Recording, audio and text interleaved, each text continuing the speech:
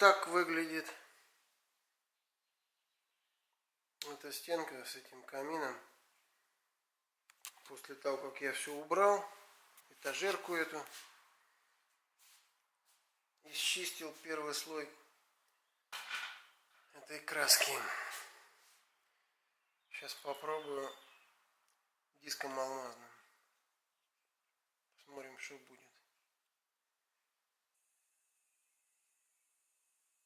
Вот какой результат получается после моих напряжений в пятницу и субботу. Вот камень натуральный выглядит вот так. Конечно, тут еще нужно дочищать, но основное это все снято, вся эта гадость. Вот теперь как выглядит. Вот это еще снизу тоже нужно чистить. Это только я вчера отбил кафель.